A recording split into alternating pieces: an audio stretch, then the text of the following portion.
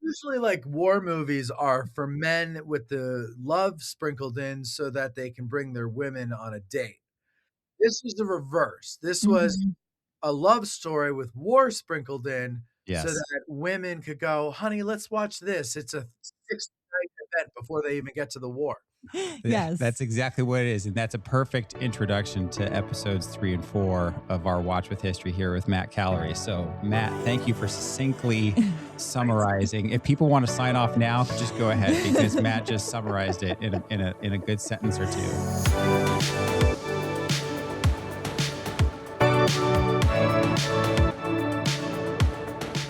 Yeah, how long well, we'll get to this. How long did it take to get through the Civil War? I Yeah. know. I know. Kill each other already!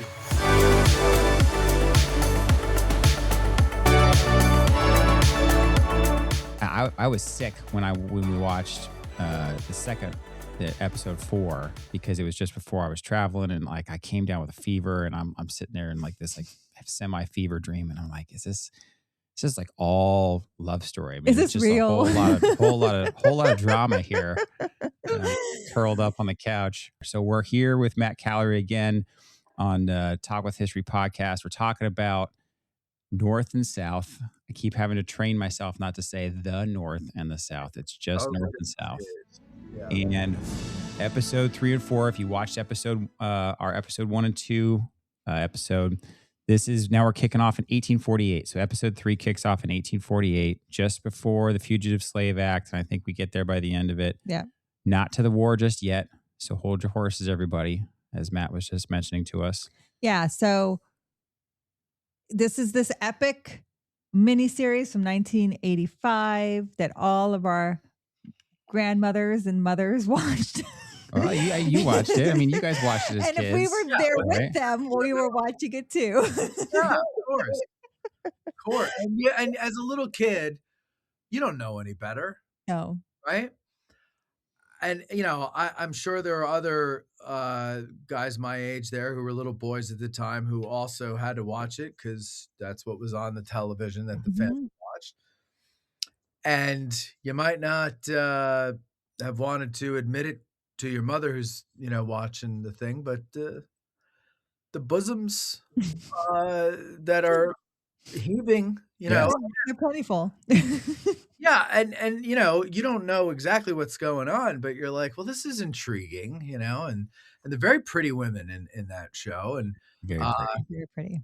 and so it's very easy to say, well, I don't care about the cheesiness of it all, and you don't even know what cheesy is at 7 or 8 years old. No. So there were well, as we said in the last one, like it's very nostalgic for me.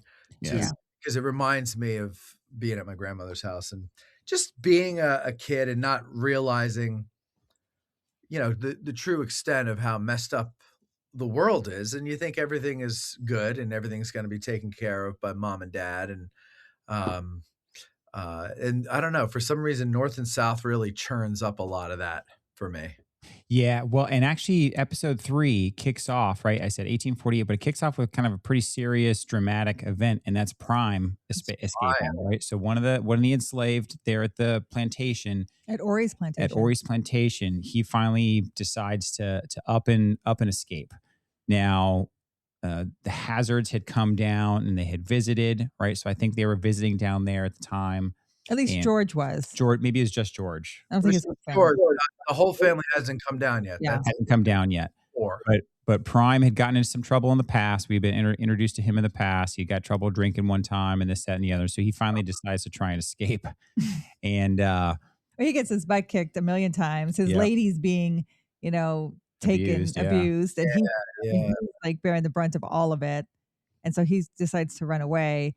And it happens to be he's catching the train at the exact same time that Orry and George are trying to stop for the train as well. Like it happens to be the exact same moment at the exact same location. Like Prime couldn't run down the tree line. Exactly. Yeah. We're not going to hear him in the trees over the sound of the train. Yeah. I know. What a little further, Prime. Really? Like you want to get caught. But I thought it was neat with the flags. I thought it was neat to like single like that you wanted the train to stop for a passenger with the flag. I thought that was kind of a neat concept. Yeah, I never knew how that stuff worked, that you could do that when, you just Mhm. in the middle of the woods, there's a little flag thing, and you could just Yep. wait there, and the passenger train will stop. I mean, that doesn't seem like something made up for the show. No, I looked it up. It seemed accurate. Yeah. So that's what really intrigues me, and for those of you who haven't watched, what is this called? North and South, North and South. um, and might consider watching it after our wonderful reviews here. Um, I you might be surprised at, like, when they get historical things correct. Yeah. Not only Mhm. the events and stuff, but little details like that. That was but that's I have to assume that that's John Jakes. He Yeah. did Yeah. all that research, Mhm. novel, and put that in there.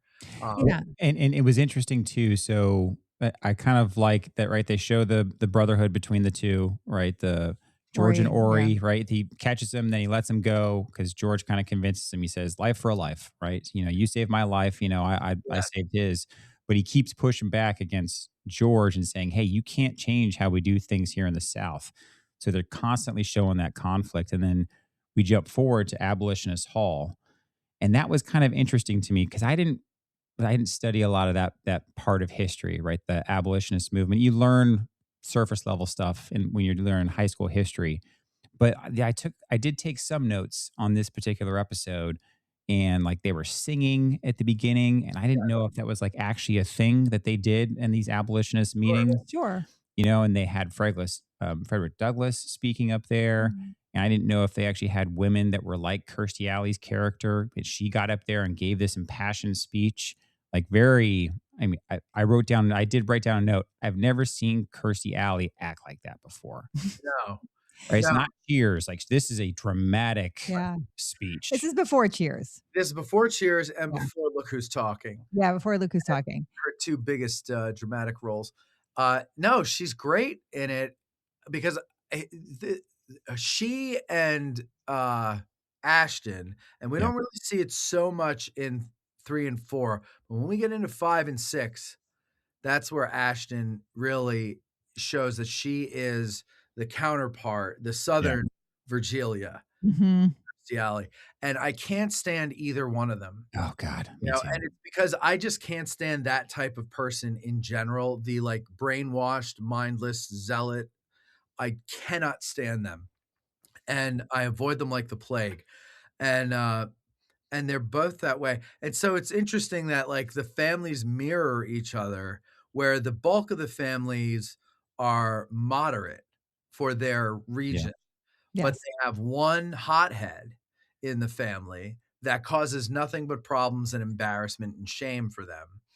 Uh, and I don't know, I just but as we get closer, we don't see this yet in these episodes, we s little peek of it, but as we get closer to the outbreak of war, those moderates are becoming more radicalized. Yeah. Mhm.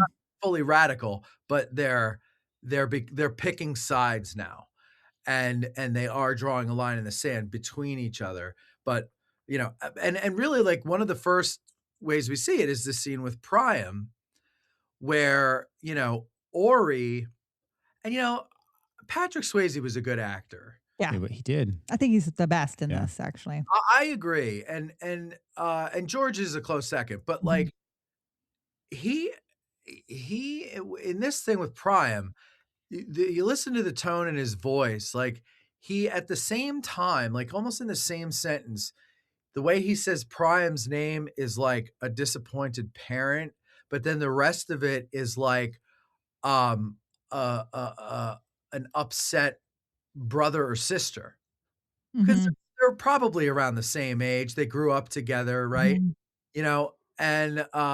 And that disappointment, and I don't know, it's very interesting. But then, you got to do what you got to do, and he pulls Yeah. out his gun and he's about to shoot him, Yeah.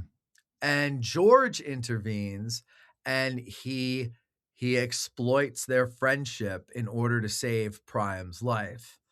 And so there, I think that's where we see like Georgia starting to see. And it's very interesting because I just recorded a show with a guy named Christopher Teeters, and he wrote a book called uh, Practical Liberators, and it's about the Western armies of the Civil War, and the officers and their thoughts on emancipation and things like that. And a lot of the quotes in the chapter that we discussed that he pulls are from guys who started off the war to preserve the Union, but it wasn't until they went down south and witnessed slavery firsthand that they started to become abolitionists. Yes. And I think that's what's happening to George, because every time George goes down there, he sees something a little bit more and he's just like, no, this isn't right. I don't like this. And I think that happened to a lot of people who went down south, and witnessed it, because that otherwise wouldn't have cared. Or you're like, yeah, I know it exists, but there's been slaves since biblical times. And, A- big And I think that was, well, just kind of referencing something in episode 4, and I know we're not quite there yet, but Uncle Tom's Cabin is brought up in episode 4. And was that, and maybe you guys can answer this, was Uncle Tom's Cabin, did it have as like widespread an impact as Yeah. they were letting on? Because they talked, they were Absolutely. constantly talking about Uncle Tom's Cabin and referencing it, and they gave it to Orry, and Orry said, "Oh no, not everybody in the South is like this." And so I thought that was really interesting because to your point, Matt, they're showing more and more of the North kind of like I'll say kind of becoming more aware of the atrocities of slavery. Um, and that was one of the things that kind of really drove home, across these 2 episodes. But also, like, Ori saying, we're not all like this and everything. I keep finding that interesting too. And even Brett says to him, she can't believe what she's reading in Uncle Tom's Cabin. Like, that's not the way it is on our plantation. Like, what Well, is this? What is? I find that interesting. So I have this talk with people all the time about Gone with the Wind, let's say, right? Because people are like, it's a bad representation of what the South was like, and I'm like, no, it's not.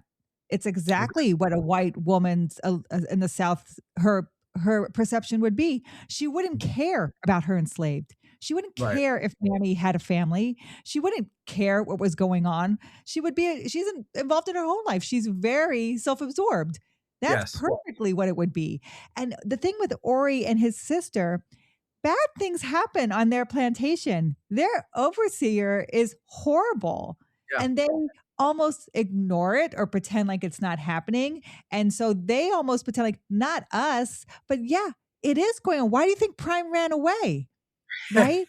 Right. Like, it is going, those things are going on. You act like they're not because you're oblivious to what is actually going on right there. And what I think is interesting about North and South is they have the slave quarters like right in the front yard of Ori's plantation house. That would never happen. I've never seen slave quarters in anyone's front yard. Even if when you go to Monticello, that's the one place they're more in the front, but they're way off on the side. Oh yeah.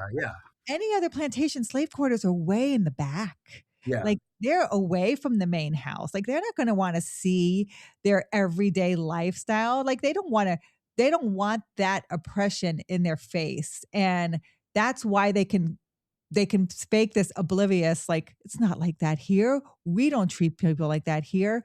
And Ori fires the overseer. The minute he becomes the head of the house, he fires him because he knows bad things have been happening on his plantation. So I'm sorry, go ahead, finish. No, I was just saying, like, it wasn't like he wasn't aware. It's like they just pretend like that doesn't happen. Or if you recall, with Ori, he has to wait for his father to die. He goes to his father and complain. Now, this is after the Mexican War. And he comes back and he sees, or is it after West Point? Well, whatever. He's away, wherever he is. I don't remember. He's away for a while, and he comes back, and this Salem Jones is the new overseer, and he's abusing Semiramis sexually, and he whips the hell out of slaves, and he treats them brutally, with a smile on his face, with glee, like he likes doing this. Orry does not like this at all, and he goes to his father, and they have a big fight about it. He says, "This isn't what we do at Mont Royal," and the dad's like, "Who the hell do you think you are? It's what we're doing." And it's like, we got to keep them in line, and blah blah blah blah blah. Well, the minute the dad is dead and Orry's in charge, Salem Jones is fired. Yeah. And so Orry has a sense of what is right and what is wrong, and how you should handle them. But like, still he owns slaves. Yes. And that's Virgilia's job, is to, every time she sees him, to remind him that regardless of how he treats them, he still owns people. Yes. And and she must be fun at Thanksgiving. Oh man, she is just, it's like nails on a chalkboard, right? So the first half of episode 3 is this kind of dramatic, enslavement, kind of heavy topic, but then they start the stretch, right? The soap opera stretch, and the heaving bosoms and the romance and meeting up at the church and all the stuff, right? That's just the sweet spot, as I like to call it. And the marriage, George and Constant get married. Oh, That's yeah. right. So that's right. So Constance, I said Constant. the Abolition Hall, that's a real location. That was a real place in Philadelphia. It did burn down. It's not there today. You can't see it. And Frederick Douglass was speaking at the time. Okay. I don't think the man who plays him, Benson, I forget. Yeah, Benson, his hair wasn't right. I was like, Frederick Douglass is kind of like the crazy Don King hair. Yeah. Like you could have like Don King, Douglas hair. Yeah. No, I think that was terrible casting. Mm-hmm. They could have gotten somebody much better. There's a guy, I can see his face. I can't remember his name. I want to say it's Ozzy something, but they could have gotten other people who would have been better than Benson. And that's exactly what I wrote in my note. Benson plays Frederick Douglass. Yeah, I'm like, that's not his real name, but Robert Guillaume. But like, it's Benson. It's Benson. That's how I remember him too. And then Christy Alley gets up and speaks. And like you said, Scott, she's very impassioned. She's not wrong. She would not be wearing what she's wearing when she's speaking like that, though. What I found very interesting, they love to put them in these low-cut gowns as if they're at some kind of elegant event, some formal event. Yeah, she was dressed. I mean, she's beautiful. Kirstie Alley looked just amazing. An abolitionist speaking at it, she'd be wearing a full neck, like Claire Barton. Like you would be full, like, because you want to be pleading your case and not have anybody, right? And by your heaving bosoms. Yeah. Well, there was a guy afterwards. I think one of the organizers of the event who basically kind of like tries to convince her to go have a late dinner with her. Yeah. With him. Yeah, which we'll see more about him later. Well, he's not taking her seriously. Yeah. Real quick before we get to, because there's a couple of important things that happen in the family Hazard and the family Maine before the abolitionist rally. So they're getting married. Mm-hmm. Isabel, we see Isabel, which is Stanley, George's brother's wife. Yep. We start to see what a bitch she is. Oh, yes. I wrote that down. I said, I literally said, George's sister-in-law is awful. Yeah, she's married to number 2. She's married to number 2. Is not happy about being at a Catholic wedding. Yes, the racism against Catholics. Yes. Well, it's not a race, but yes. Yeah. Yes, prejudice against Catholics. Billy Hazard at the wedding reception talks to Orry about West Point. He wants to go to West Point. That's right. Orry, who's walking around with a limp because of where West Point led him, which was the Mexican War. Mother Hazard, she tells George and his brother Stanley that they will be equally managing Hazard Iron. Yep. All right. And she invites the Maines to Belvedere, which is their home, for a long visit next summer. So 1849. Yes. That would be. And then George learns that, so then they go to the abolitionist rally, and George learns that Virgilia is respected amongst these people. Yeah. Mm-hmm. You know, it's his crazy sister in their family, but amongst the abolitionists, she is respected. And I remember seeing that on George's face because they're walking in and they're all saying, "Oh, your sister, she's amazing." And you kind of see the big brother pause and he's kind of like, over his you see him, shoulders. yeah, that's exactly what he did. He's like you're talking about my sister?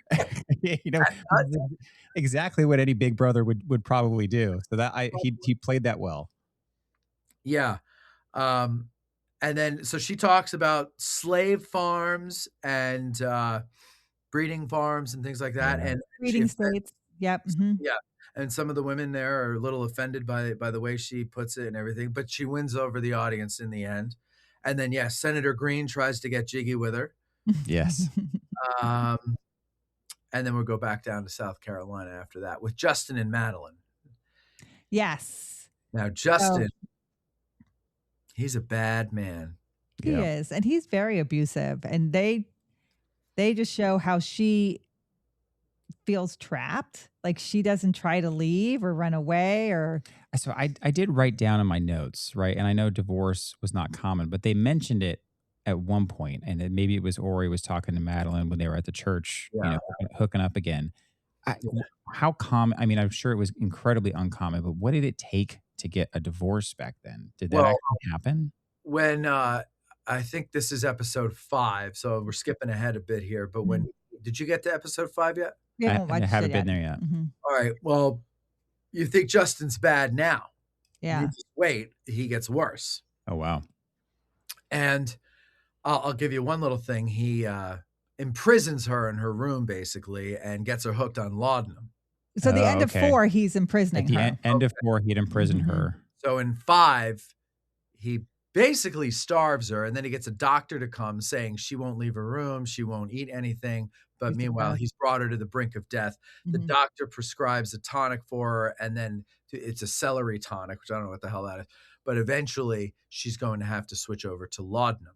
And so he makes her into a dope addict, basically, and keeps her drugged up and everything. But why did I say that? Why did I have to jump? Talking about divorce. Oh, divorce. So when Orry, don't worry, Orry saves the day eventually, but it takes a while. But when Orry finally realizes what's going on and it's all come to a head with Madeline, he says, you're staying at Mount Royal now with us. We're going to take care of you. You're going to divorce him for cruel treatment. I forget the terminology used, but basically you could get a divorce. I mean, if he's beating the hell out of you, sure, yes, you could get a divorce, but you can't just get one because we fell out of love or you can't do it like today. And the thing she has going for her, okay, so yes, could divorce happen then? Absolutely, but it would be to her financial ruin. It would be to her societal ruin. Right. But what she has going for her is Orry doesn't care. Yeah. Right. Orry will marry her anyway, and that will regain her into society. It won't matter. Yeah, she'll be the brunt of gossip and people will say things. But if you are the richest plantation and you're the wife of the richest plantation, where are people going to go to the teas and the balls and stuff? They're going to go there and they're still going to talk about you, but you're still going to be in society. Right. And so, and I mean, no one loves a scandal like the South too. So really, that's a great point. They would probably be so popular. Everyone would go to all of their things. So, just to see them. So speaking of society and scandals and all that, so we have the cousin, right? Orry's cousin that has come into the picture. Charles. Yes. And he's kind of like, I guess, like the redneck cousin that they introduced him. He's an orphan. I wrote down good old fashioned Western bar fight. So I guess he gets into a bar fight, ends up like having to learn how to duel and all this stuff. So that was kind of interesting, them bringing him in. And so I don't know if that was written into the books that way, so that George Hazard's youngest brother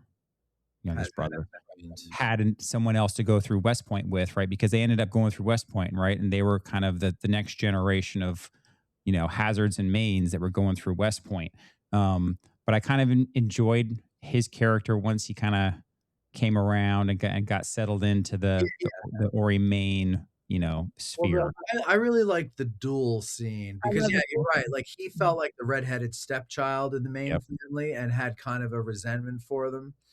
And Orry wasn't too fond of him. Now he has to duel because he sleeps with another man's wife and then punches the other man when they're found. Yeah.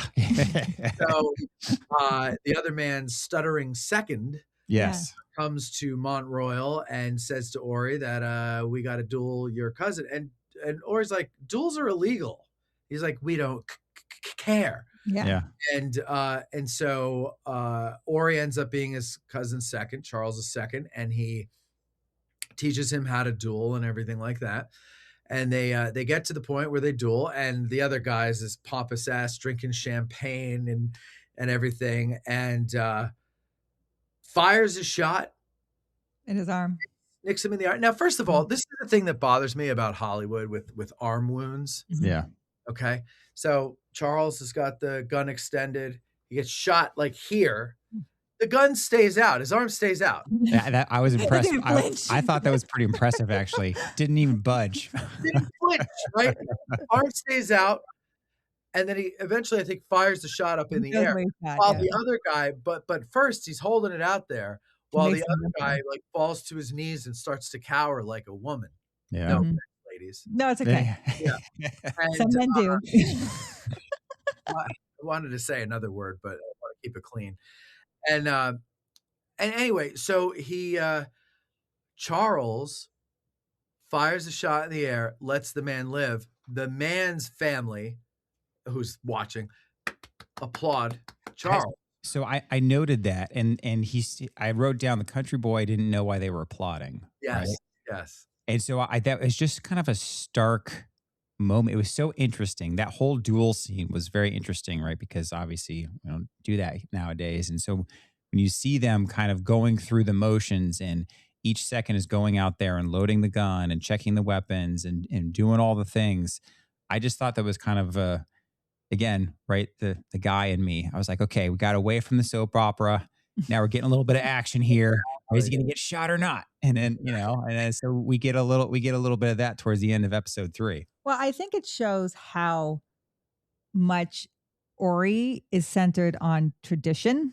Yeah. And how much tradition and being a gentleman is so ingrained in his upbringing in the South, right? Like, he doesn't care for Charles. No. He's kind of like not the black sheep. He's the black sheep of the family. But once he's been pulled into a duel, and the name, right, the main name is now being pulled into this duel. Now he's taken him under his wing and teaches him how to shoot. He becomes his second. He shows you what seconds do, how they examine the pistols. They pick the pistols, right?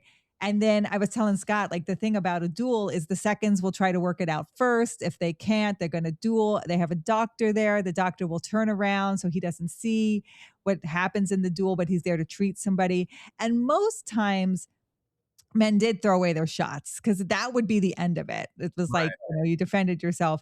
And when he gets shot and he doesn't back down, but he doesn't shoot him either. He gives away. I think Orry feels like, oh my gosh, this is my cousin. And now he feels this real kinship for him. And now he wants to take care of him. Now he wants to raise him right. And so you see this, how much this tradition means to Orry. Well, and also don't forget, because we skipped ahead here, Orry's dad dies. Yes. Yeah. Yes. Orry's the head of the family. Orry's now the head of the family. In fact, this whole thing starts after he fires Salem Jones.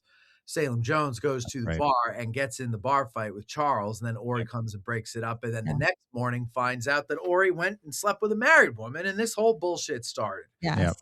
So Orry's the head of the family now. So he has to take Charles under his wing even more because this kid's, like you said, carrying the name, right? But yeah, you're right. Once he sees the manliness of Charles's decision in sparing the life, right? What's that whole thing in Schindler's List when Schindler says to what's his name, Girth, Ralph Fiennes' character. He says, real power isn't in being able to kill someone. It's being able to pardon someone who should be killed. And so that's what we see here, right? He's pardoning him when he had every right to take his life, or at least hurt him pretty bad. So now also the other thing that we missed before Orry's dad dies, big explosion at Hazard Iron. That's Oh, yeah. right. That's Okay? right. Because they circumvented those safety precautions. Yeah. Stanley's in charge of the money. Mhm. Okay, equal partners, but Stanley's in charge of the money.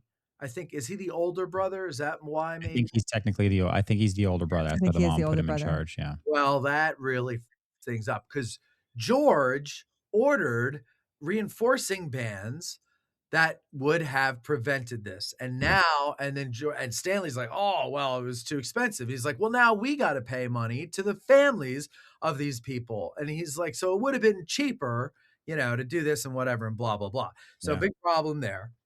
Is Mhm. that when the mom comes in, like not long after, and she kind of Arrangement. Yes. so she basically says, "Hey," I don't remember his brother Stanley, number two. I just think of his number two from Star Trek. Um, hey, you're no longer in charge of the money, George. Now you're in charge of the money because we got to do things right.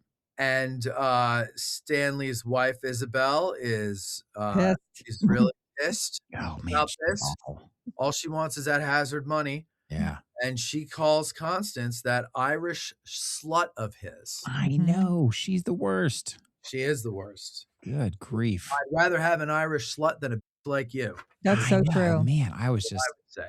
I mean, they're more fun, let's be honest. But I will say their hair is on point. Whoever did the women's hair oh, really? in Hair- this, their women's hair looks great for timepiece, for the way it should look. Men's hair looks horrible. Wait a second. I thought all the hairstyles were 1980s, not 1860s. Well, I would say the bangs are a little too much, right? A lot of the women have these bangs and stuff, but the backs with the curls and they're wearing the doilies and all of that, that's well researched. Like Okay. they So did a it's really like good a mix of 1980s and Yeah. 1860s. But the men look horrible. They're all over the place. Mullets, short I mean, hair. you can't blame the All producers of for the South back then? yeah, you can't blame the producers for letting Patrick Swayze be Patrick Swayze. I No, mean, let's be real. No, if Patrick Swayze had a proper Southern haircut at that time for the 1860s, I don't know if it would have gone over so well. Right? It wouldn't have been the same. No, it wouldn't have. I think. Although I did note, right, every now and then they try to, I could tell they're trying to give the opportunity to show Patrick Swayze, like, and just how fit he is, right? He has that dancer's build, right? Yeah. Because he was a dancer. And so I actually wrote that down when they were training for the duel. I wrote down, I was like, Patrick Swayze looks ready to dance because He also looks like he's auditioning while filming North and South. He's auditioning for the role of Robin Hood in another movie. yeah, I don't know what that shirt is. the cape and all that stuff. Well, not even the cape. During that scene, the duel Yeah. scene, when they're out on the dock, he's wearing this weird shirt that looks like a Robin Hood type of shirt that, Mhm. like, whatever the hell it's supposed to be. Yeah, the 80s were an interesting time. Yeah, They were. that was super fun. So towards the end of episode 3, right? We've had all of this stuff going on. So lots happened in episode 3, and then moving on. Huntoon. Huh? What's that? James Huntoon. James Huntoon, who's He's the guy that comes courting for Ashton. He comes to Orry and asks for yes. Ashton. Okay, Yeah. because it's going to really, in episode 5, he's really going to. Yes. So he comes to ask permission from Orry to court his sister. And I love Ori's reaction. Why? And he didn't like outright question him and warn him away, but just the look, like Patrick Swayze did such a good job. The look on his face, again, it's like that older brother looking at someone who says, like, I want to court your sister. And you could tell he's just smirking, like trying not to warn him away. Yeah. But you could tell all over his aura. He's like, is this guy serious? Like, I cannot believe he's talking about this devil of a sister that I have.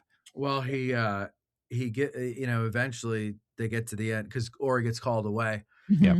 So James says, well, do I have your blessing? And he says, yes, sir. And Godspeed. Yeah. You're going to need it. Yeah. Yeah. And, so good. Yeah. So that's when the representative for Mr. Smith comes about the duel. Yes. Right. And this is where you get to see the two sisters are taking complete opposites in their personas of how they feel. The black-haired demon She's sister. she's And trying then to teach her the sister. blonde-haired angel. I mean, they right. play it right down the cartoon path there. We're starting the seeds of, since this is for Valentine's Day, ostensibly. Yes. Brett wants Billy, but Yes. Billy falls for Billy Hazard. Billy falls for Ashton's bullshit. Charles pushes Billy to go to Brett. Right. Mm-hmm. Charles like, no, you want Brett. Yeah. Charles comforts Brett when Billy follows Ashton. And this, I believe, is what, when the Hazards. They're visiting the Hazards because they're up. She puts those berries in her mouth. They're up north and kisses him with the berries. That's right. Oh yeah. Can we? I know we talked about this on the last one, but the kissing doesn't improve at all. No, their technique is so disgusting. I don't know. It's like they want us to think tongue is involved, but tongue is obviously not involved. And it's this weird, like, I'm not even going to do it because God knows what anybody will. One of my listeners, Grant, will probably take it and do some AI bullshit with it. But like, it is terrible. And that scene with the berries, like, you want to barf. I mean, I'm really turning into an old man because sex in shows and TV and movies now just annoys me. But he rebuffs her, right? She kind of throws herself at him with this, and he kind of shows himself to be the upright kind of stand up man, and then she gets pissed, right? And then essentially storms off. And she's going to show him, and when she gets to West Point in the next couple years. So she will make him pay for that over the coming years. Yeah, and then another thing, Madeline finds Justin. She goes to the church. Mm-hmm. Yes. Yeah. Finds Justin boinking one of his slaves. That's right. Yeah, the only place in town where people. That's it. A holy place. Everybody goes to fill holes. So happy Valentine's Day. I had to say that. You guys are a little more adult on this show, right? So she finds it. And then he turns around and beats her and whips her and calls her what? A spying slut. Yeah. And then he whips her with his buggy whip, I guess. His riding. Yeah, like beats her unconscious. Yes. And then when he's the one doing the bad stuff. Right. And apparently she was going to meet Orry, so technically I guess Justin wasn't wrong in calling her a slut. Yeah, I mean, if he knew that was kind of the smooching spot, maybe he knew what she was up to. Yeah. But I love how Patrick Swayze comes and then he saves her and then he's like, well, he'll never come back here again, so we can always hook up here. And I'd be like, that's what you think? I think he's going to come back here tomorrow. Yeah. Exactly. Yeah. Exactly. Can we just build a tree house out in the woods? You think he's never going to come back here again? Why? It's like so many other locations around. Like clearly he doesn't care that she caught him cheating with a slave, right? Like it's his right, is what he thinks, right? Yeah. Like, so he doesn't care. So he'll go there all the time. I don't know why he needs to sneak off with her though, with this slave. Like why can't he just do that? Like they did that at the plantation. Yeah. Especially with his persona, it would be just part of what he believes is part of his right. His right. Yeah. Yeah. Now up north, Constance wants George to put Belvedere on the Underground Railroad. Yes. And George is like, well, I don't know, because you're talking about the Fugitive Slave Act before. Mm-hmm. So I guess by this point, I missed that part in the show, but I guess by this point it has been enacted or made into law. It's about 1851. So that's when it comes out, right? So this is about the time, because they remember the year later they go up and visit. That's 1849. So they don't really give you the dates here, but if you know the Fugitive Slave Act is 1850, 1851. Right. So George sees it firsthand. Yeah. Right. He sees an enslaved person running away with all the they have the welts on his back or something. Yeah. And it's showing them. Like right. And so he sees it and then he's like, yes, I'll help. I want to be a part of it. You're safe here, et cetera. But he swears Constance to secrecy over that though. Because he can get in some trouble, Yeah. Okay. By the way, a little note here. I'm obsessed with oil lamps and lanterns. I don't know if I told you this. They have some pretty great lanterns in this series. Although I do not know if all of them would have been then in existence in the 1850s, but still Yeah. very, very nice for you oil lantern people out there. Nice. And so then now, yeah, you're right. They're setting up for the next episode because they're going to go to Mont Royal. Yes. Yep. George Turn goes to visit Orry with his I family. remember when the Maines were up at the Hazard's house, there was that big scene with Virgilia and Orry. Now there's Yep. two big blow-ups that they have, and I think both of them take place up there at Belvedere, and I can't remember which one this one is. Is it So in episode 4, because I haven't made it to episode 5, you do end up getting the Hazards that visit down south. So that they'll show that.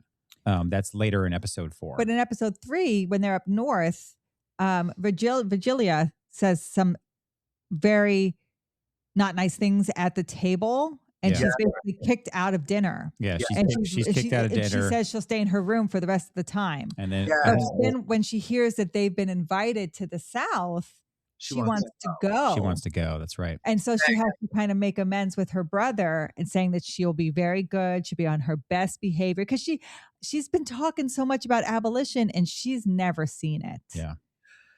Yeah. Okay, so that's a good point. So you think she wants to go because she wants to see it firsthand? Yes. Okay. Well, you know what? Then now I appreciate her a little bit more because I would be the same way. If I'm going to be an activist about something, which frankly, I'm too lazy. But if I were, I would want to see it firsthand. I can never take somebody else's word for it because everybody has an agenda. So I need to know with my own eyes, what is going on down south. Now, of course, going to one plantation isn't going to give me a proper idea, but whatever. It's at least an idea. So she begs George. He makes her promise to behave. She promises to behave. She says, I'll swear on the Bible. And he goes, okay, you can come. And then they start to part ways. And he goys, wait a second. She goes, what? He goes, the Bible's there. That was great. It wasn't enough for her word, right? Yeah. The Bible doesn't matter to her because, as we'll see later. Yep. So that's episode 4 is going to open 1954. Yes, I think they're visiting down south. And they're visiting the South. So that she's made that promise. And now the Hazard family is going to the Maine plantation at Port Royal. And I think you get the impression, right? They've had some parties and she's been good, right? Virgilia's been good. But then I think it's had some balls, right? And so she's been the belle of some of the balls, right? People dancing with her and stuff. Yeah, and men are showing interest, right? Young single lady. And then she wanders off. She starts walking amongst the enslaved quarters, right? So she starts looking around, which most likely she would never do. Right. And then I think eventually she goes on a ride with Forrest Whitaker's character. I don't know his name. He's one of the that's Cuffy. Yeah. Well, no, so what happens is, which would never happen. I tried to she's walking among the slave quarters, which again are right outside the front door of this plantation, would not be there. You have a woman walking in her evening ball gown, unaccompanied. That's not something women would do back then. And they're just hanging out. They see her and they just kind of hang out. I say they would see her and run in their houses. You're talking about that. Yeah. They would run in their houses. They'd be afraid to be alone with her. Yeah. They'd be afraid to be caught alone with her. And so when she starts talking to the coachman, and I'm like, she has no clue how much danger she's putting his life in, being alone with him. That's a great point. And right? She's an abolitionist. They would kill him just for talking to her alone. I didn't think that. I thought the whole premise of her just walking through there was stupid from the get-go, and everything after that I was like, I can't buy this because this never would have happened, right? Never would happen. Yeah, you're right. Like for her of all people to be the one to go wandering in there shows, well, I guess it shows that the people I know who are like her are really, ironically, the most ignorant people of the thing that they're all in a huff about. Right. Yeah. She just wouldn't know not to do that. Maybe. And it is, after all, for her, I guess what we would call today a fact-finding mission. Right. So she's down there trying to learn the ways of things and how everything goes. So maybe she's ignorant of the fact that a woman wouldn't do that. But but she must know that that a slave would not be treated well if people found out that he was talking to a white woman alone. Yeah. Company. But this is important though. This is an important scene because Grady. Well, she meets the guy who introduces her to all of the facts, as I'll say. Well, yeah, she starts talking to him, and then she goes on the ride with Forrest Whitaker. So then she goes next morning on a ride with Forrest Whitaker alone, and he is apprehensive. Yeah. So you can tell he's already like, we should not be just the two of us. You should have someone with you. That's kind of, unless he was her personal enslaved. Oh, that would not happen. You wouldn't just have a black man riding with a white woman who's coming to visit like that. Would it have been possible that the Maines would have assigned him as like a valet to their guests? Maybe, but another woman would have went with her. It would have been a woman. Yeah, another sister would have went with her, right? Yeah. As a good host, they would have said, "We're coming too, and our enslaved man will come with us." Oh, a white woman, you're saying? Yes. Yeah. Oh, yeah. They wouldn't let her go by herself like that. I guess I have to brush up on Southern slave etiquette of the antebellum. Yeah. Well, it's just so much of this fear of being alone, and fear on both sides, right? Because they're making African Americans out to be savage, and then the African American wouldn't want to be alone with her either. Yeah. Because he would be like, this puts my life in danger. Anybody could say anything. Are you saying that in North and South they're making the African Americans out to be savage? No, that's how the that's how it was played out from the South. That's why, right? Yeah. That's what you read in the papers and stuff. And yeah, well, and I think, Jen, when we were watching this, this was the episode I watched in kind of my fever haze. But yeah, I was so sick. But I do remember you pointing out that she is, and Matt, you kind of mentioned this earlier, out of her own ignorance, she's using her position of power. Yeah. Basically say, I don't care what you're telling me. We're going to do what I want to do anyways, right? She's going for this long ride away from the house. Cuffy keeps trying to tell her that they should turn back. It starts raining, right? And then they come upon the coachman because one of the wheels had broken. Mm-hmm. And so she comes upon, the coachman who's there dripping wet, looking all muscular, right? And soap opera, to the T. And then she starts kind of engaging conversation with the coachman. And again, Cuffy's still showing like, hey, we should turn back or all this stuff. And she just basically keeps doing what she wants to do, regardless of what they're trying to tell her. And I remember you talking, telling me that. Well, and I think too, when she propositions him, Grady. Great. Yeah. By the way, she propositions him with her eyes. Yeah. He goes, you want to, I forget what he said. Yeah. You want to lay with me? Yeah. He's very blunt about it. You want to lay with me? Yeah, that's right. And I just wrote here, Grady senses that she wants to never go back. Yes. Yeah. Oh, man. And I would say to Scott, in that moment, Grady, even if he loves her and wants her to, he must know now my life is in danger forever. Like, no matter what, no matter if it's consensual or not, if they're caught in any compromising position, he is dead. There it's not such even a thing as consensual. Yeah. For that. Yeah, that's a great point. There's no such thing. Yeah. He's dead. He doesn't matter. Like, so he must know that. He must be measuring that in his mind. Like, I'm dead. If I'm caught in I'm dead. Like, they won't even, it's not a whipping. They're going to kill me. Yeah. They're going to kill me. Right. No, but here's the thing. And I think this is the point. Again, soap opera, love conquers all. Right. Okay? And there's an immediate attraction between the two of them. And he, let's see, Grady takes her to Funky Town, which is in an old barn. Yes. They didn't go to the church. They didn't go to church. Yeah, no, very romantic and hygienic. And apparently they spend the night there, and George and Orry rescue her in the morning. Yeah. Yep. No one comes out looking for her at night, which is bullshit. Right. Right, exactly, yeah. And then, but then that dinner scene afterwards. Yeah, she meets him he runs away. So she helps him run away. She helps him run away. She gives him money. She kind of gives him hey, here's some tips. Here's and some the addresses. Trains going here, this, that, and the other. And the other sister, Ashton, catches them. Oh, that's right. She hears them in the cotton mill. Francesca? Right. No, what's her name? The cotton docks? Yes. Yeah.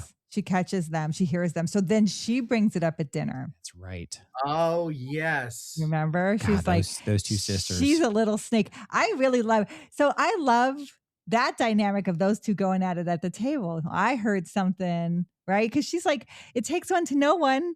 She was probably meeting some guy out there. Yeah. But I think she was meeting some guy out there. She was probably. And it wasn't the guy she was dating. Yeah. No. Yeah. Yeah. So, right. And then Huntoon busts in. Because it's his property. Mm.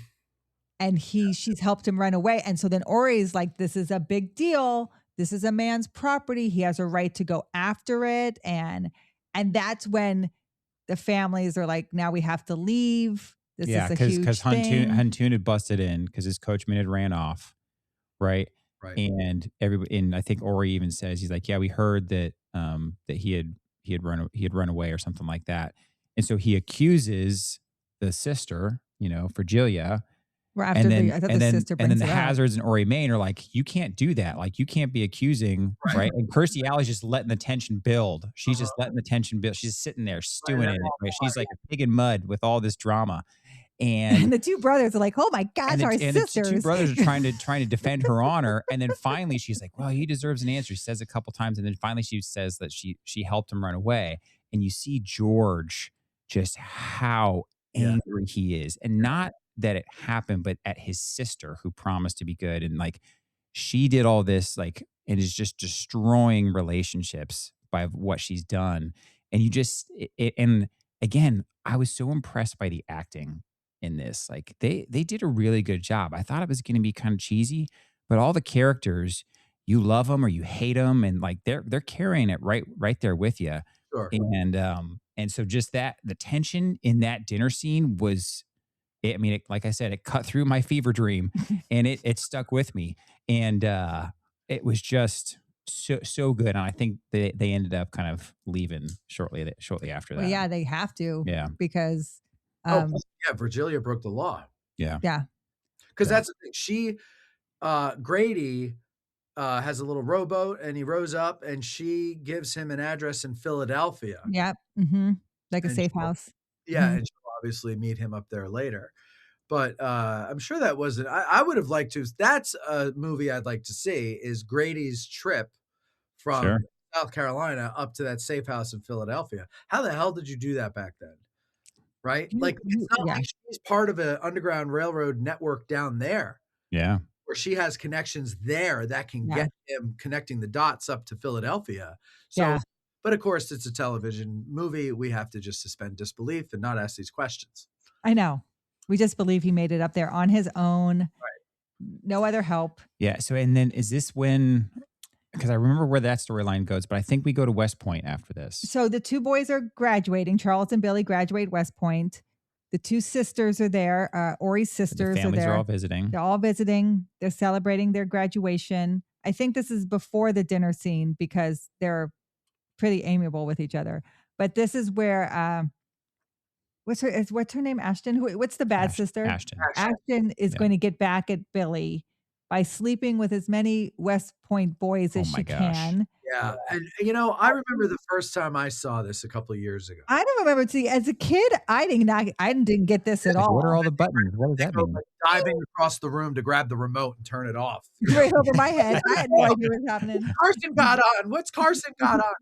But like, so I remember watching it during COVID. Yeah. And I was like, wait a second. Was this whole section? Because really the whole crux of the West Point scenes are that cadets ran a train Ashton, and she came out with a big bag full of buttons. Yeah, and that was like their thing. Like each one would give her a button, and she came out with all these buttons. But she was only interested in if they were friends with Billy. Billy, so they could tell him. Oh my gosh. Really upset. And then her cousin Charles comes in. He's looking for her, and she acts like she was taken advantage of, and he's like, "Fuck you." He's like, I know who you are. Yeah. But the one thing that we didn't mention about Charles is that there's some scene earlier. I can't remember if it's episode 3 or 4. No, it's the scene when Huntoon comes to talk to Orry to ask if he can court Ashton. Mm-hmm. Ashton and Brett are upstairs talking girl talk. I don't know what it is, but I usually fast forward through it. And then you hear clippity cloppity clop. She looks out the window, and here comes cousin Charles. And there's a little conversation about how Ashton has a thing for cousin Charles. Yeah, it's your cousin. I know. Okay, but that was kind of. I know it was normal, but this is the 1980s. They didn't even like. It was weird in the 1980s. Yeah. So like they didn't play it like ironically or like with any sense of like, ugh, that's gross for 80s sensibilities. No, they played it like it was just the boy down the street. Yep. That was a little weird. It was, but that's now part of that. Obviously, she was doing that to get back at Billy because Billy was with her sister now, was courting her sister. What a terrible sister. She doesn't want her sister to be happy. Yeah. So wait until you get off. Sorry, I was just reading one of my notes. Valentine's Day. Wait till you get to I think it's episode 6. You'll see. Yeah. Where it goes with Ashton. But another thing, and I feel bad that I always do this because I get you're trying to move it along, but I have to pull you back. Sure. Yeah.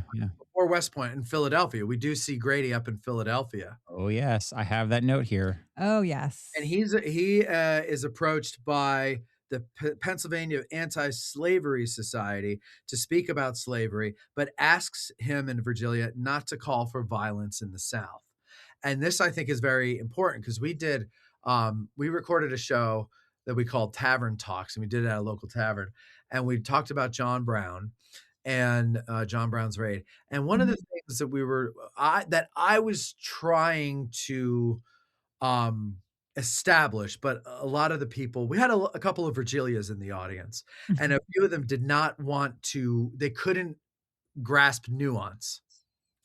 And so, and so what I was trying to do was with our guest historian, I was trying to get a sense of just how much of the population was abolitionist, number one, and number two, of those people in the society, of the abolitionists in society, how many of them believed that violence was the way to go in the 1850s? Yeah. And the answer, I believe the answer that she gave us was 2% of the population of the 1850s was abolitionist. And if you go by any other extremist group, even today, it's always a small sliver of the overall, of the whole, that is violent and believes that violence is the answer. And so I shouldn't even say small sliver because they've done some recent studies and there's people in this country now that like 45% of them think that violence is okay. So that's almost half, and that's not good. Or maybe it was 37. Point I'm trying to make is abolitionists did not think that violence was the way to abolish slavery, at least not at first, right? I think most movements have to go that way, where you have to, you must start with trying to appeal to the better angels of the other person, right? Before you go to violence. And violence is always a last resort when there is no negotiating. And I think that's the point of the Civil War, is that we had no more negotiation left. No one wanted to. So you had to resort to that. But anyway, I thought that was interesting. Yeah. Virgilia and Grady are living as a married couple in poverty. In poverty. And that's the other, I mean, they just kind of dropped that on you. Yeah. Right? Yeah. Like she says, my husband. And you're like, wait, what? Did she just say that my husband? Yes. Right. Grady lost his job at the docks. Yep. And I forget who says this. I wrote it as a quote, but somebody says hundreds of men out of work right now. Mm-hmm. So I'm guessing, the economy is not good at this time. and the way they look at it is that they're married and at war with the rest of them outside these walls. So I think that's Virgilia that said that. Yeah. And she talks about abolitionists who believe in violence and punishment of the South. And later on, we'll see why what this way of thinking ends up bringing her, where it ends up bringing her. You have to understand, everybody at the time is surviving. This is very much a survival time. America's being built. People are working their butts off. And so they don't have really time to look up and go, what's going on down in the South? Because they're just trying to put food on their table. And that's what Grady and Virgilia are kind of showing you. Like people in the North can't even afford to put food on their table. Right. So they're not really paying attention. What they're more concerned about is these jobs of the South, like all of the labor of the South that's free, that all those products come to the North. They're all processed in the North, but there's no jobs for those people in the North to do that stuff in the South. Right. So you're getting these problems. 1954 is a great time for the Kansas, Nebraska. I wrote 1954. I meant to have my points out. 1854. That's a Kansas-Nebraska compromise, right? Where these two new states are coming on board and they're like, are they going to be slave states? Are they going to be non-slave states because of the labor, right? Northerners need jobs. Southerners want the free labor. And so people are fighting about this. And I will also say, it's a very violent time. People don't realize how much violence was just a part of your everyday lifestyle there. They kind of allude to it with Orry getting beat up, just getting on the train. Point, right? Like violence was just a part of your life. Like, so if you think people getting violent in the South, it's to the extreme of people taking up arms and killing each other. It was not violence of just hitting or fighting. That was an everyday thing. People handled their problems with slaps. People handled their problems with punches. Like that was a normal thing. What's happening at that Stag bar, the Stag Tavern, where the fight, that was a normal day for the barkeeper, right? Like, right. That's how people handled their stuff. It was a very violent time then. So when you say small amount of people were ready to get violent, it's because small amount of people were ready to go to war about this. Because they could see further down the road than everybody else. Everybody else needed to be led down that road. But the John Brown types, they could see where the stacks were going, because they knew what they were dealing with. They knew that they couldn't not even negotiate. They couldn't reason with the slave-holding South. Yep. And so the only way, it's like if you're locked in a room and you can't reason with the lock, you have to bust down the door. Yep. You've got to destroy the door entirely. And so that's kind of like where they're at. But, those people, that type of thinking, the problem that people that embody that have throughout history is their timing is awful. Yeah. They jump the gun too quickly. And they need to wait. A good example of that is what's his face? The Unabomber. Okay, I was just talking about this with a professor at the college the other day. If you read his manifesto, it's stuff that everybody is saying right now about technology. Wow. And Democrat, Republican, left, right, black, white, doesn't matter. All say this shit about how technology is ruining our society and it's this and that, and we're slaves to it and yada, yada, yada. What was his problem? His problem was he blew people up who had nothing to do with it. And so he discredits his whole argument. But 30 years later, he's kind of proven to be somewhat right. Like he was seeing things ahead of time, like John Brown was seeing things ahead of time. Yeah. But good luck trying to equate John Brown with the Unabomber. Yeah. Yes. That's not the point I'm trying to make. The point I'm trying to make is some people see things very clearly while the rest of us have our heads in the clouds. Yeah. And they sound crazy until the time is right. That's true. And their means of going about it as well. Yeah. Right. Well, that's what I'm saying. Yeah. Raiding Harper's Ferry in order to arm slaves so that they could defend themselves as they go north, not going to go over too well. Same as blowing up people with mail bombs. Yeah. Not going to go over too well. Not going to go over too well. And so we get some other things happening too at the end of this. We get Madeline finds out her grandmother was a slave. Yes. Right. Yeah. They so threw when that little her hand grenade father in there. dies, he's like, let me tell you the secret. Your grandmother was a slave. And she's like, what? And she's like, her grandmother or great grandmother? It was her great grandmother. Great grandmother. Yeah. Her great grandmother was a slave, and she goes, but Papa, what about blah blah blah? And he goes, oh. Yeah. Oh no. Yeah. But this is important information because this is gonna come in later on. Yeah. Well, and then she ends up telling Orry at one point, right? Because she hadn't told anybody but her. Well, at first they have afternoon delight. Well, yeah. It was like, and I was going to lead in with it. It was the big one. Orry, it's the biggie too. The pillow talk, right? That was the pillow talk. Their legs are intertwined. They're intertwined in ways that I was like, how is that happening? But yes, very, very clever ways to block areas. By there was a note that I had put in here. I was like, too bad this wasn't HBO, right? Because would have seen the rest of it. Oh yeah, you would have seen a lot. That's so they have their afternoon delight, and then she tells him. She tells him away, and he's totally fine with it. Yeah. Well, that's the thing, and so is that when she agrees to run away with him? Yes. I don't know. Yes. Was it then? Orry insists that they run off together 3 days from now. Yes. And then other things happen. But so I forget where I had heard this before, but I knew that I knew that they had terms for Black people based on how much white they had in them. Mm-hmm. And I couldn't remember. Well, I didn't know exactly what. I knew there were a bunch of different terms, but I never knew what they meant or what the term was. So for people who are interested in this part of history, for her, so she had one Black great grandparent. That means she had 7 white great grandparents. Yeah.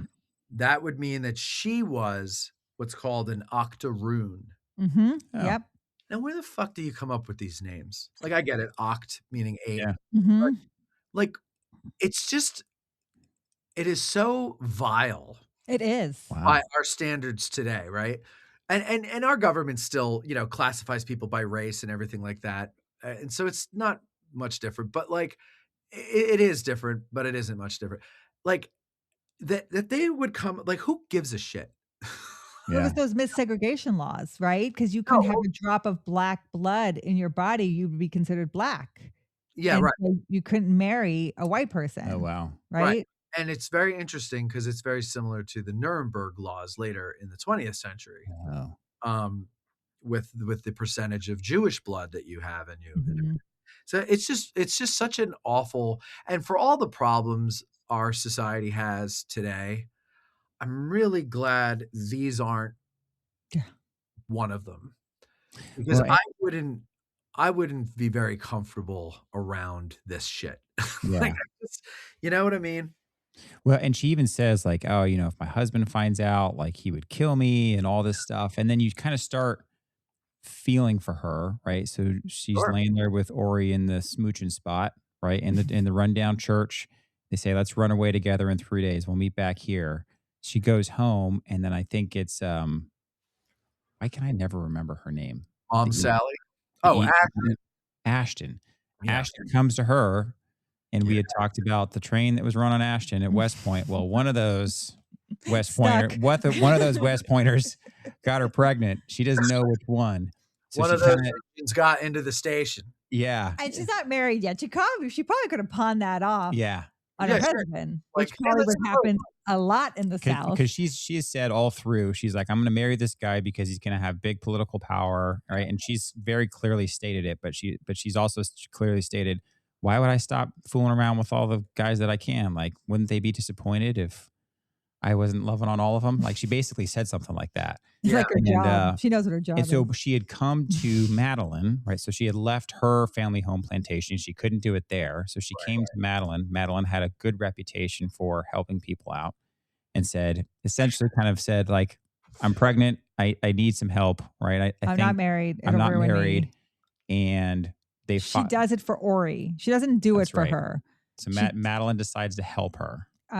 takes her to like a hoodoo voodoo lady, which is again getting into this religion of the South, the African American religions of the South, a swamp lady, right? Some lady who's living out and takes her there. Like a pretty cool house. The only thing I thought was I couldn't live there because of all the snakes. Oh yeah. Yeah. That's what in the bayou. That's always what it's like. Yeah. For sure. But I assume like she gave her something to take, right? That would cause her some root or some something. root or something, Yeah. some mini sort of poison that would cause her Valerium and okra or Yeah. something. I don't know. Yeah. And helps her, but then she's gone for so long that when she gets back home her husband starts questioning her. And she again protects Orry and protects the sister. Ashton, yeah. And she claims she was shopping. Her husband said, I went to that same place. Charleston. And she said, I had lunch here. And he goes, well, I was there from 11 to 3. I said, well, I went at 10:30. Like, Yeah. Yeah, Jen would have just kept lying. I'd have been like, okay, so you just admitted you weren't there till 11. So I was there at 10:30. Yeah. She can't move fast enough. She ain't good. And that's when he locks her in the room, like as you mentioned kind of earlier on. He locks her in the room and doesn't let her out. Yeah, well, and then a couple scenes later, Mom Sally tries to help her. And Justin basically throws her down the stairs and kills her. Yeah. And I believe she was free though. She wasn't. She was. Slave, right? No, it looked like a free woman. Yeah. And I think that ends the episode, doesn't it? It does, but we didn't talk about that the Hazard in Maine did start a textile mill. So I was going to mention that. They do show that, which I thought was really cool. I always kind of appreciate when these two, best friends, brothers, for all sense of the word, keep showing that they're continuing, they're still trying. They're still trying, right? They're using their friendship to kind of continue to anchor and kind of pull themselves back together. So they do show that it said Hazard in Maine, right? Which is right on the textile, which is really cool. They're trying to see the best of each other. They are, and the war isn't on yet. Nope. Yep. I think that's the one nice thing, actually. To me, that's really the story of North and South. It's not all these stupid marriages. It's the bromance between George and Orry. Yeah. How it survives the war. Well, and I think that's why it's taken so long to get to the war. Is they're really setting up this buildup of this strong relationship of these two men and how deep it is. And when they are going to fight against each other, how deep, what is deeper? Yeah. Right. And so the siblings are also getting together. Yeah. The families are intertwined. Mm-hmm. And, okay. So I got to ask you guys at this point, we're 4 episodes in. I know I think Scott's, I think Jen texted me and said that Scott, you were like, when do you get to the fucking war? Yeah, that's exactly what I said. I said, I was like, Jen, when do we get to the war? I asked her, am I going to see the war in this first season? There's still 4 more episodes before we get to the war. Oh my gosh. No. I think it's 2 more episodes. And then the third one, we're finally there. But we're building up now. Mm-hmm. Building up. So let me ask you though, 4 episodes in, Jen, this is, nostalgic watch for you. Scott, this is your first time, your virgin eyes. What are your takes on it? So I've enjoyed it more than I expected, right? Just like the first 2 episodes. These 2 episodes to me were a little bit romance heavy, just personal preference.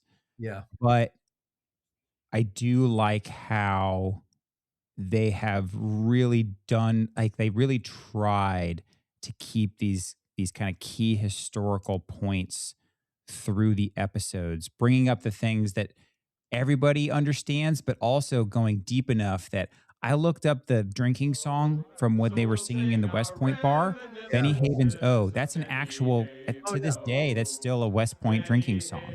So they went through the effort to with the uniforms and, like you said, the oil lamps and the drinking songs and all these little things. I mean, they really tried in a lot of these spots, and I really appreciate that because they're not.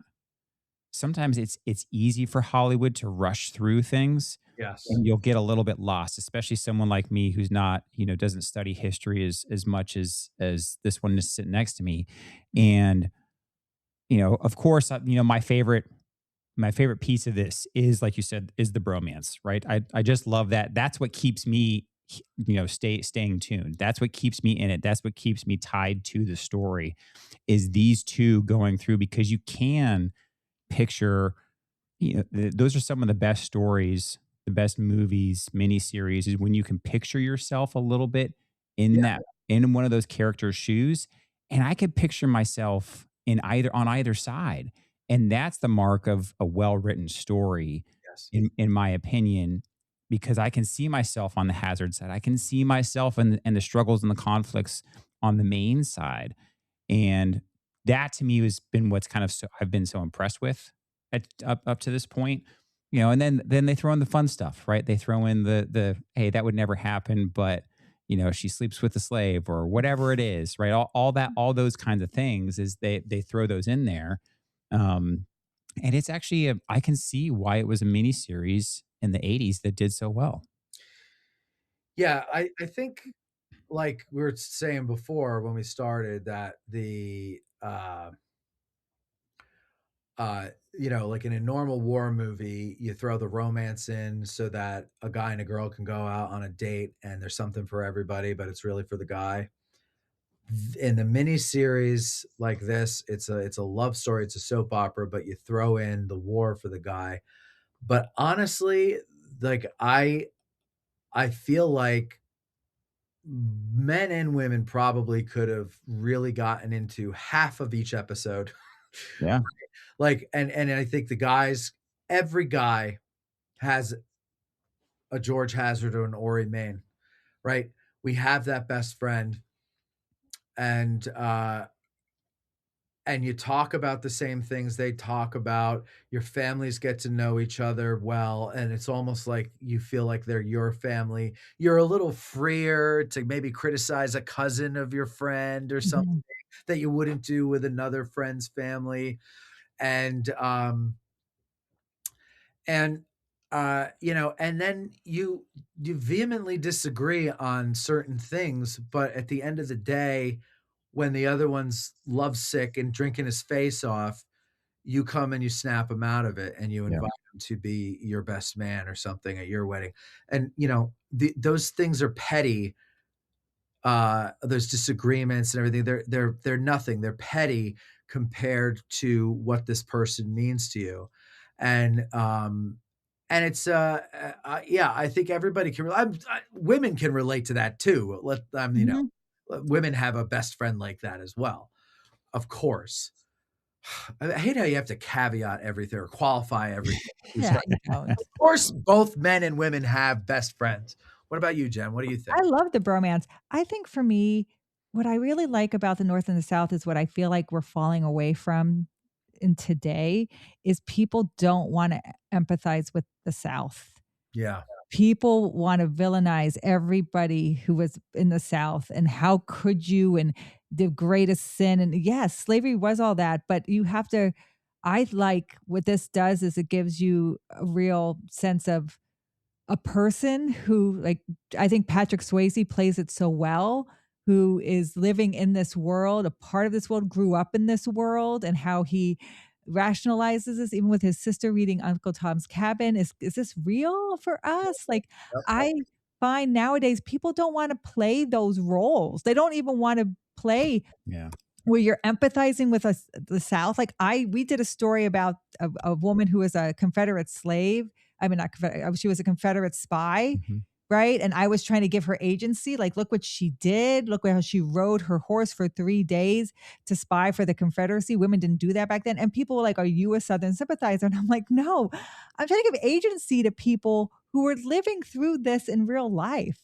Right? People's real lives. And nowadays, people shy away from giving any kind of humanity to these brothers who fought against each other, right? These friends. And that's what I really love about the North and the South is it's giving you a real sense of both of these men. I actually like the bromance better than any of the other romances.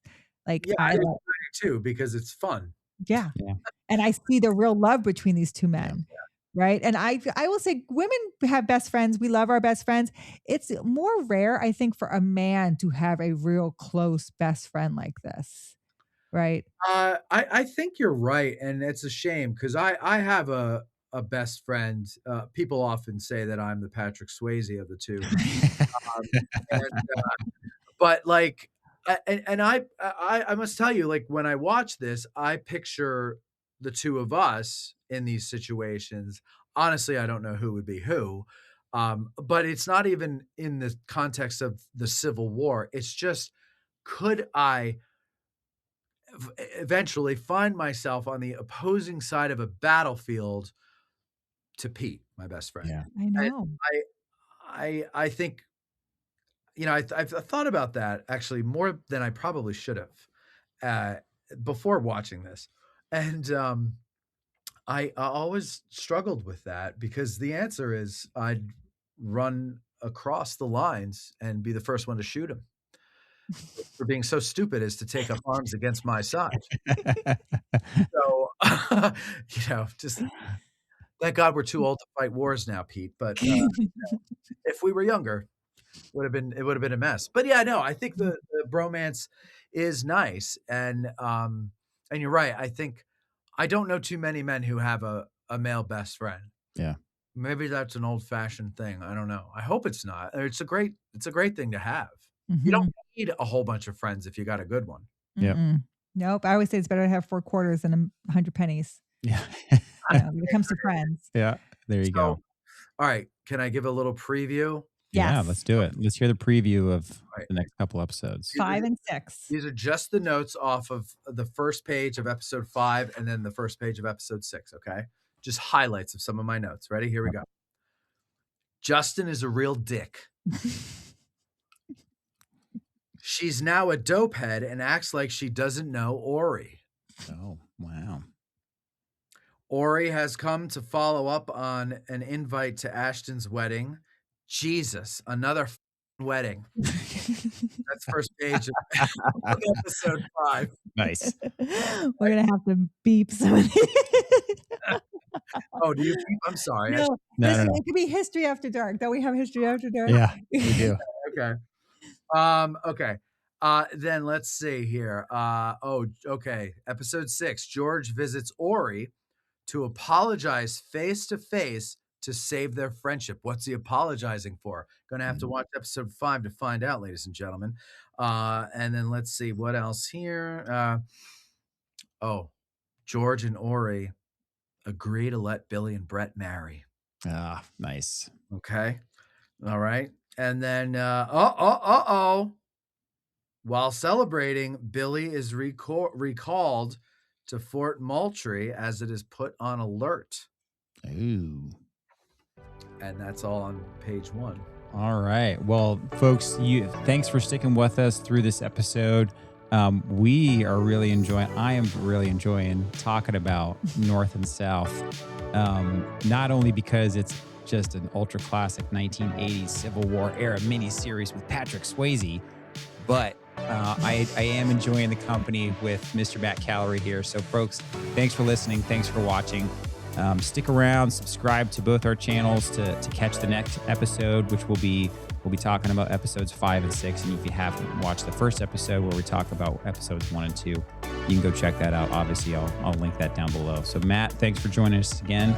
And for everybody else, stick around and we'll talk to you guys next time. Yep. Thank you.